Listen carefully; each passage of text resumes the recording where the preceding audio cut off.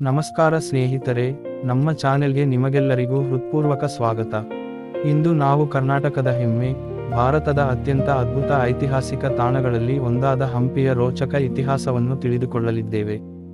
ಇಂದು ಹಂಪಿಯನ್ನು ನೋಡಿದರೆ ಎಲ್ಲೆಡೆ ಕಲ್ಲಿನ ಅವಶೇಷಗಳು, ದೇವಾಲಯಗಳು ಮತ್ತು ಹಳೆಯ ಕಟ್ಟಡಗಳು ಮಾತ್ರ ಕಾಣಿಸುತ್ತವೆ.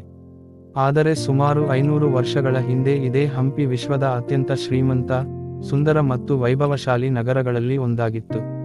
ವಿದೇಶಗಳಿಂದ ವ್ಯಾಪಾರಿಗಳು ಇಲ್ಲಿಗೆ ಬರುತ್ತಿದ್ದರು. ರಾಜಮನೆಗಳು, ಭವ್ಯ ದೇವಾಲಯಗಳು, ವಿಶಾಲ ಮಾರುಕಟ್ಟೆಗಳು ಮತ್ತು ಸಾವಿರಾರು ಜನರ ಸಂಚಾರದಿಂದ ಈ ನಗರ ಸದಾ ಕಂಗೊಳಿಸುತ್ತಿತ್ತು. ಹಾಗಾದರೆ ಈ ಅದ್ಭುತ ನಗರದ ಇತಿಹಾಸವನ್ನು ಆರಂಭದಿಂದ ತಿಳಿಯೋಣ. ಕ್ರಿಸ್ತ. ಶಕ 1336 ರಲ್ಲಿ ಮತ್ತು ತುಂಗಭದ್ರಾ ನದಿಯ ತೀರದಲ್ಲಿ ವಿಜಯನಗರ ಸಾಮ್ರಾಜ್ಯವನ್ನು ಸ್ಥಾಪಿಸಿದರು. ಈ ಸಾಮ್ರಾಜ್ಯದ ರಾಜಧಾನಿಯಾಗಿ ಹಂಪಿಯನ್ನು ಆಯ್ಕೆ ಮಾಡಲಾಯಿತು. ನೈಸರ್ಗಿಕವಾಗಿ ದೊಡ್ಡ ದೊಡ್ಡ ಕಲ್ಲಿನ ಬೆಟ್ಟಗಳು ಮತ್ತು ತುಂಗಭದ್ರಾ ನದಿಯಿಂದ ಸುತ್ತುವರಿದಿದ್ದ ಕಾರಣ ಹಂಪಿ ರಕ್ಷಣೆಯ ದೃಷ್ಟಿಯಿಂದ ಅತ್ಯುತ್ತಮ ಸ್ಥಳವಾಗಿತ್ತು. ವಿಜಯನಗರ ಸಾಮ್ರಾಜ್ಯ ಆರಂಭವಾದ ಕೆಲವೇ ವರ್ಷಗಳಲ್ಲಿ ದಕ್ಷಿಣ ಭಾರತದ ಅತ್ಯಂತ ಶಕ್ತಿಶಾಲಿ ಸಾಮ್ರಾಜ್ಯವಾಗಿ ಬೆಳೆಯಿತು. ಕೃಷಿ, ವ್ಯಾಪಾರ, ಕಲೆ, ಸಾಹಿತ್ಯ ಮತ್ತು ಸಂಸ್ಕೃತಿಯಲ್ಲಿ ಹೊಸ ಯುಗ ಆರಂಭವಾಯಿತು. ವಿದೇಶಿ ವ್ಯಾಪಾರಿಗಳು ಅರೇಬಿಯಾ, ಪರ್ಷಿಯಾ ಮತ್ತು ಯುರೋಪಿನ ವಿವಿಧ ಭಾಗಗಳಿಂದ ಹಂಪಿಗೆ ಆಗಮಿಸಿ ವ್ಯಾಪಾರ ನಡೆಸುತ್ತಿದ್ದರು. ಕುದುರೆಗಳು, ಮಸಾಲೆಗಳು, ರೇಷ್ಮೆ, ವಜ್ರಗಳು ಮತ್ತು ಅಮೂಲ್ಯ ರತ್ನಗಳ ವ್ಯಾಪಾರ ಇಲ್ಲಿ ಬಹಳ ಪ್ರಸಿದ್ಧವಾಗಿತ್ತು. ಕಾಲ ಕಳೆದಂತೆ ವಿಜಯನಗರ ಸಾಮ್ರಾಜ್ಯ ಇನ್ನಷ್ಟು ಬಲಿಷ್ಠವಾಯಿತು. ನಂತರ ಸಾಮ್ರಾಜ್ಯದ ಅತ್ಯಂತ ಪ್ರಸಿದ್ಧ ಮತ್ತು ಶಕ್ತಿಶಾಲಿ ರಾಜನಾಗಿ ಕೃಷ್ಣದೇವರಾಯರು ಸಿಂಹಾಸನಕ್ಕೇರಿದರು. ಅವರ ಆಡಳಿತವನ್ನು ವಿಜಯನಗರ ಸಾಮ್ರಾಜ್ಯದ ಸುವರ್ಣಯುಗ ಎಂದು ಕರೆಯಲಾಗುತ್ತದೆ. ಕೃಷ್ಣದೇವರಾಯರು ಅನೇಕ ದೇವಾಲಯಗಳನ್ನು ನಿರ್ಮಿಸಿದರು, ರೈತರಿಗೆ ನೆರವು ನೀಡಿದರು, ನೀರಾವರಿ ವ್ಯವಸ್ಥೆಯನ್ನು ಅಭಿವೃದ್ಧಿಪಡಿಸಿದರು ಮತ್ತು ಕಲೆ ಹಾಗೂ ಸಾಹಿತ್ಯಕ್ಕೆ ಅಪಾರ ಪ್ರೋತ್ಸಾಹ ನೀಡಿದರು. ಅವರ ಕಾಲದಲ್ಲಿ ಕನ್ನಡ, ತೆಲುಗು, ಸಂಸ್ಕೃತ ಮತ್ತು ತಮಿಳು ಸಾಹಿತ್ಯವು ಬಹಳವಾಗಿ ಬೆಳವಣಿಗೆ ಕಂಡಿತು.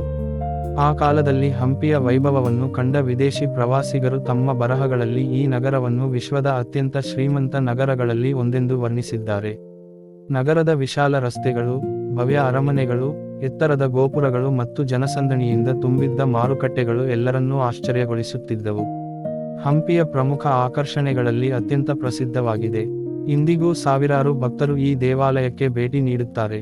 ಇದರ ಜೊತೆಗೆ ತನ್ನ ಅದ್ಭುತ ವಾಸ್ತುಶಿಲ್ಪಕ್ಕಾಗಿ ವಿಶ್ವಪ್ರಸಿದ್ಧವಾಗಿದೆ. ಇಲ್ಲಿರುವ ಕಲ್ಲಿನ ರಥವು ಭಾರತದ ಅತ್ಯಂತ ಪ್ರಸಿದ್ಧ ಐತಿಹಾಸಿಕ ಸ್ಮಾರಕಗಳಲ್ಲಿ ಒಂದಾಗಿದೆ.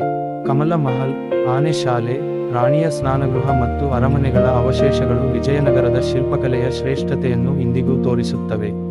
ಆದರೆ ಯಾವುದೇ ಸಾಮ್ರಾಜ್ಯ ಶಾಶ್ವತವಲ್ಲ. ಕ್ರಿ. ಶ. 1565 ರಲ್ಲಿ ನಡೆದ ತಾಳಿಕೋಟೆ ಯುದ್ಧವು ವಿಜಯನಗರ ಸಾಮ್ರಾಜ್ಯದ ಭವಿಷ್ಯವನ್ನೇ ಬದಲಿಸಿತು. ಯುದ್ಧದ ನಂತರ ಹಂಪಿಯ ಮೇಲೆ ದಾಳಿ ನಡೆಯಿತು. ಅನೇಕ ಅರಮನೆಗಳು, ದೇವಾಲಯಗಳು ಮತ್ತು ಕಟ್ಟಡಗಳು ಹಾನಿಗೊಳಗಾದವು. ಕೆಲವೇ ದಿನಗಳಲ್ಲಿ ವಿಶ್ವದ ಶ್ರೀಮಂತ ನಗರಗಳಲ್ಲಿ ಒಂದಾಗಿದ್ದ ಹಂಪಿ ಅವಶೇಷಗಳ ನಗರವಾಗಿ ಮಾರ್ಪಟ್ಟಿತು. ಆದರೂ ಹಂಪಿಯ ಮಹತ್ವ ಎಂದಿಗೂ ಕಡಿಮೆಯಾಗಲಿಲ್ಲ. ಇಂದು ಹಂಪಿ ವಿಶ್ವದ ಅತ್ಯಂತ ಪ್ರಮುಖ ಐತಿಹಾಸಿಕ ಪ್ರವಾಸಿ ತಾಣಗಳಲ್ಲಿ ಒಂದಾಗಿದೆ. ಇದನ್ನು ವಿಶ್ವ ಪರಂಪರೆ ತಾಣವಾಗಿ ಗುರುತಿಸಿದೆ. ಪ್ರತಿ ವರ್ಷ ಲಕ್ಷಾಂತರ ಪ್ರವಾಸಿಗರು ಹಂಪಿಗೆ ಭೇಟಿ ನೀಡಿ ವಿಜಯನಗರ ಸಾಮ್ರಾಜ್ಯದ ವೈಭವವನ್ನು ಕಣ್ತುಂಬಿಕೊಳ್ಳುತ್ತಾರೆ. ಹಂಪಿ ನಮಗೆ ಕೇವಲ ಒಂದು ನಗರದ ಇತಿಹಾಸವನ್ನು ಹೇಳುವುದಿಲ್ಲ. ಅದು ಪರಿಶ್ರಮ, ಶೌರ್ಯ, ಕಲೆ, ಸಂಸ್ಕೃತಿ ಮತ್ತು ಒಂದು ಮಹಾನ್ ನಾಗರಿಕತೆಯ ಕಥೆಯನ್ನು ಹೇಳುತ್ತದೆ. ಅಲ್ಲಿನ ಪ್ರತಿಯೊಂದು ಕಲ್ಲು, ಪ್ರತಿಯೊಂದು ಶಿಲ್ಪ ಮತ್ತು ಪ್ರತಿಯೊಂದು ದೇವಾಲಯವು ನಮ್ಮ ಭವ್ಯ ಇತಿಹಾಸದ ಮೌನ ಸಾಕ್ಷಿಯಾಗಿದೆ.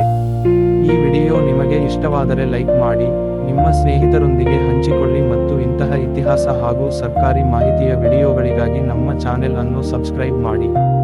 ಧನ್ಯವಾದಗಳು. ಇನ್ನು ಮುಂದೆ ಸ್ಪರ್ಧಾತ್ಮಕ ಪರೀಕ್ಷೆ ಸಹಾಯ ಆಗುವ ಇನ್ನೊಂದು ಆಸಕ್ತಿದಾಯಕ ವಿಷಯದೊಂದಿಗೆ ಭೇಟಿಯಾಗೋಣ.